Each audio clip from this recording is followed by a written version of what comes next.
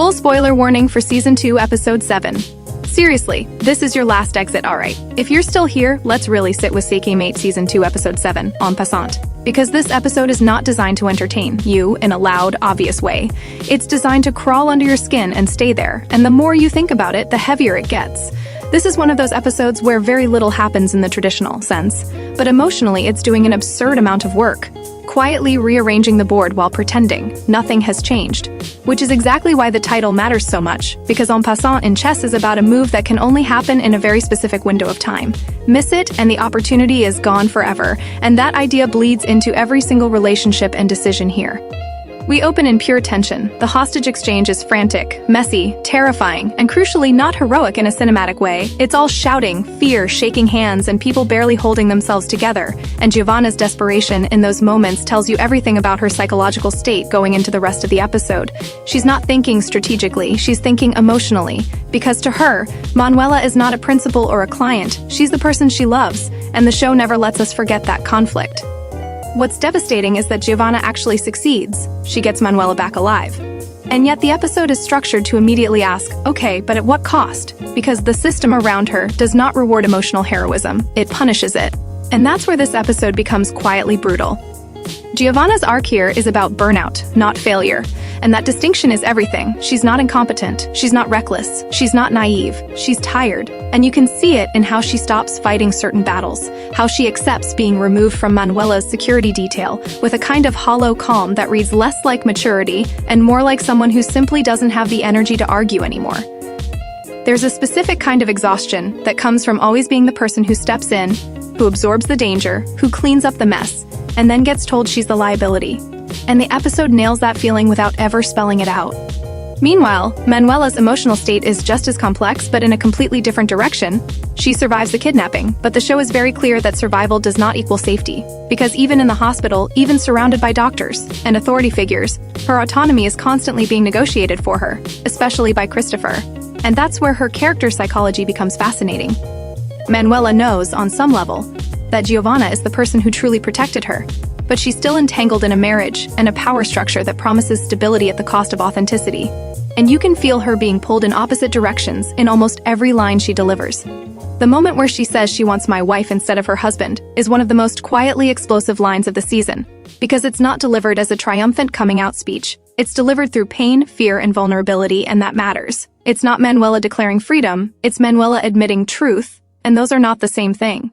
Christopher, on the other hand, is written with a level of restraint that honestly makes him more unsettling than if he were openly monstrous. He never raises his voice, he never loses control. He frames everything as concern, logistics, and reason. But every choice he makes is about reasserting dominance, about reminding everyone, including Manuela, that he is the one with institutional power, money, and legitimacy.